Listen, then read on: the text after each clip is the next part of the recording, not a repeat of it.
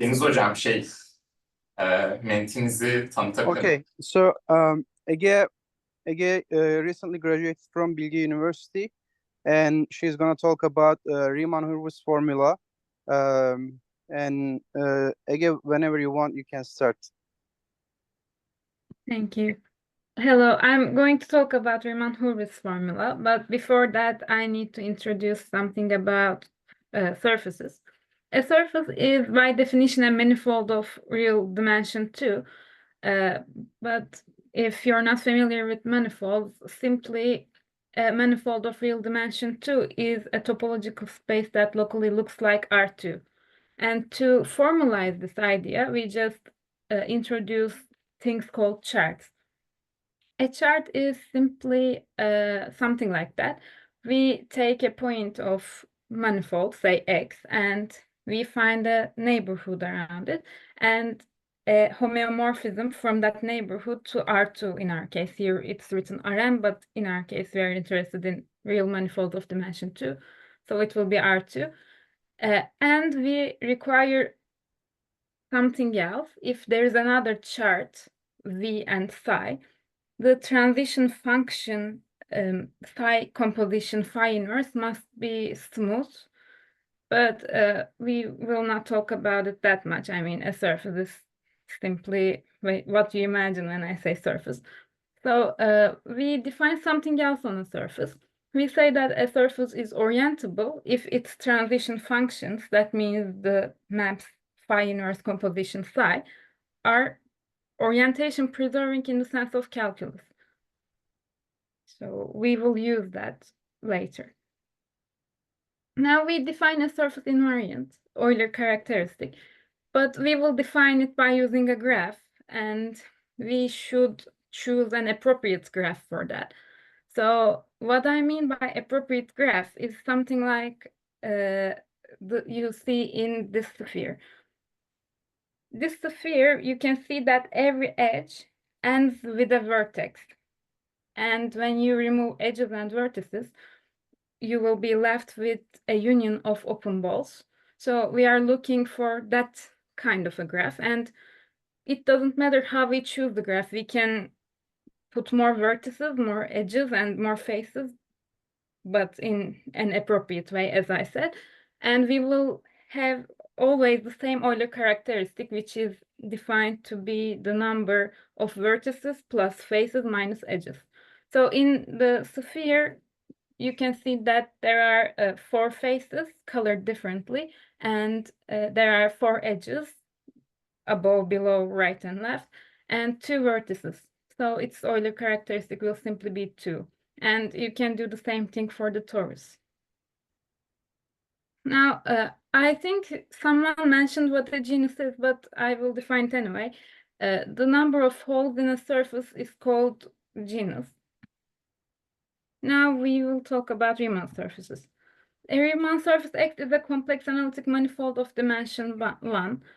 And I told about manifolds of real manifolds of dimension 2, but here we just simply define it to locally look like complex plane. So it's not really that different. We also require the transition functions to be holomorphic.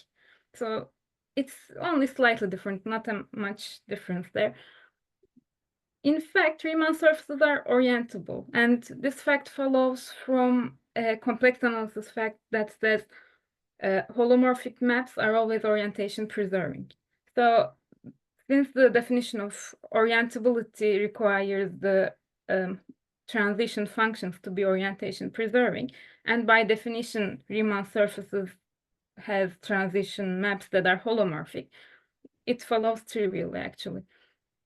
And if the fact that a Riemann surface of genus G has Euler characteristic 2 minus 2G just follows from the classification of surfaces, but we will not mention it here. It's kind of long. It's kind of long for that. Now I will mention a bit about holomorphic maps of Riemann surfaces because that's we will talk about in Riemann-Hurwitz formula. First, we define holomorphic maps.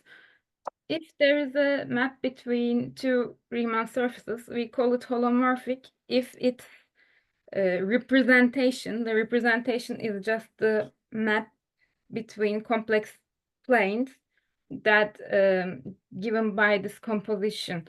The composition is given with the charts I mentioned before. So it will just be like psi composition, F composition, phi inverse. It's just the representation of the map F in complex planes, between complex planes.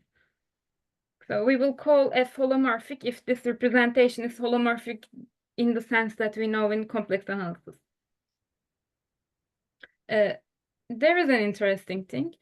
We can always find charts between some point x in x and fx in y, such that the local representation of the map looks like the Kate power function. And in fact, the power k is uniquely determined by x. So if we define that number k to be the ramification index of x, it will be well defined. We just define it that way. So here is an illustration of the local representation of f as a Kate power function. As you can see, you can find neighborhoods around x and fx and charts phi and psi, so that the local representation just looks like a Kate power function.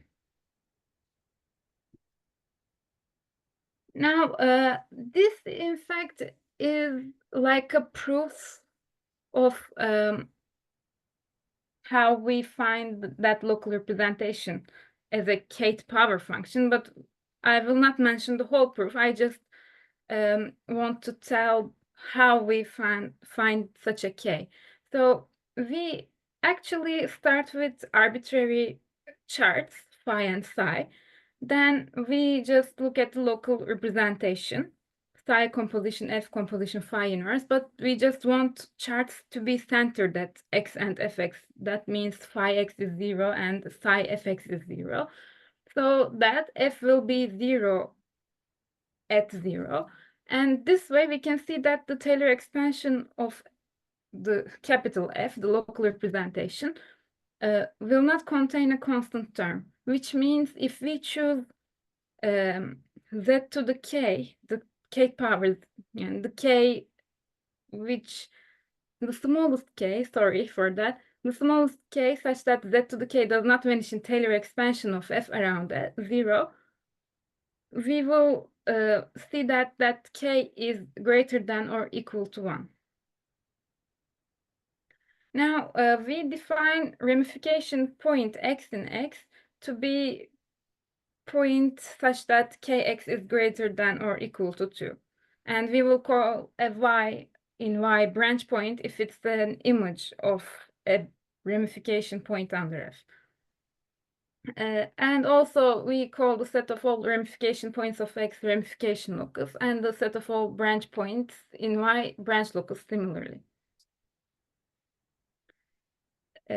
Now, here's a theorem that says that if f from x to y is a holomorphic map of Riemann surfaces, and if x is compact, then f is onto if it is non-constant. Well, actually, we are more interested than the result of this theorem, which is just simply, since f is holomorphic, f is continuous, then it should, x should have image, fx should be compact as well, because continuous maps preserve compactness. So we just need to say that f should, if f is a holomorphic map between compact Riemann surfaces, it will just mean x is compact and y is compact. So it's enough to say that, because y will be compact anyways, it's onto. Now we will define a degree of f, and we will define it to be for any y0 which is not in the branch locus, to be the number of elements in f inverse y0.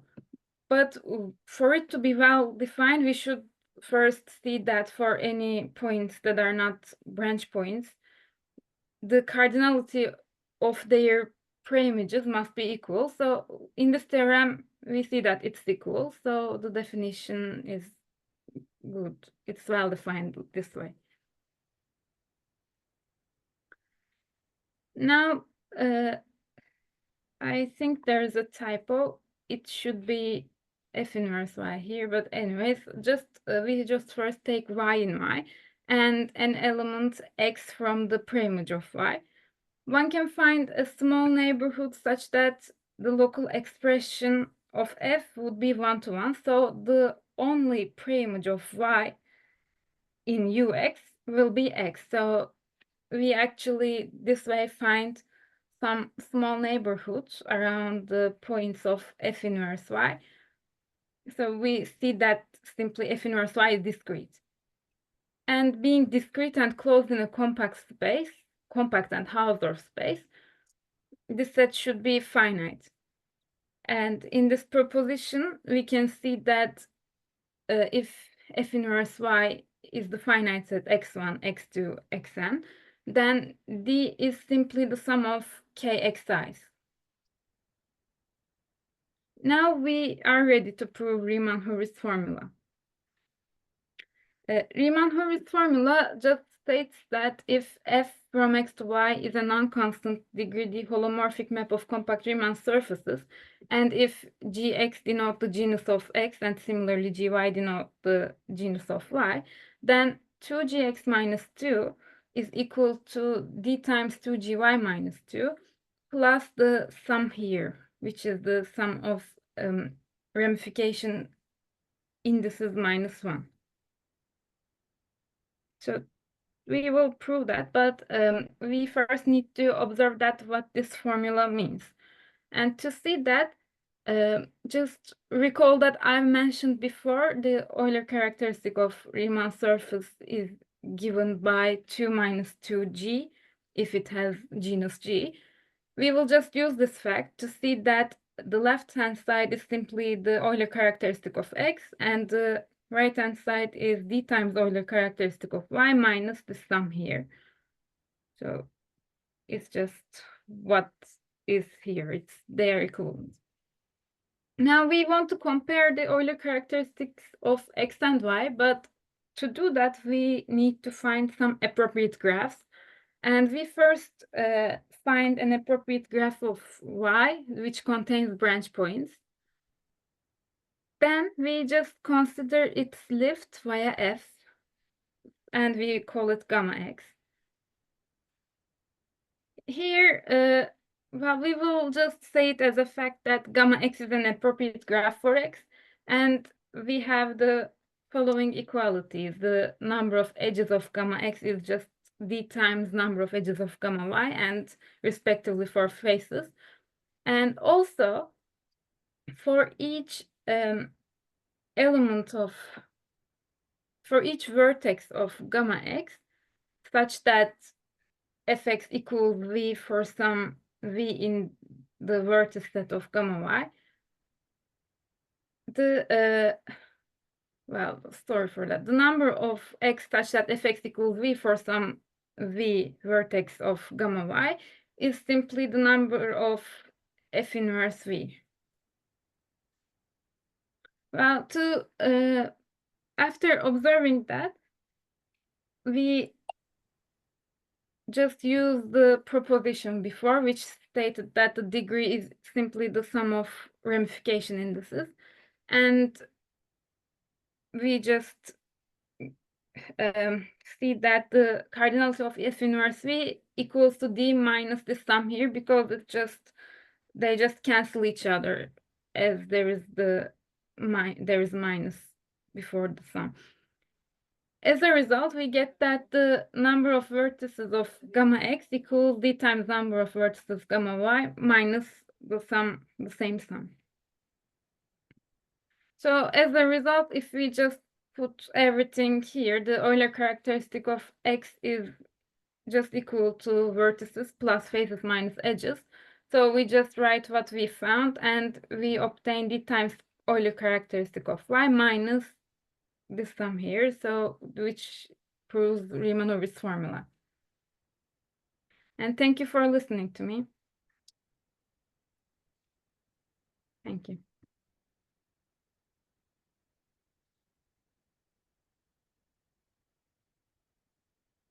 Okay, thank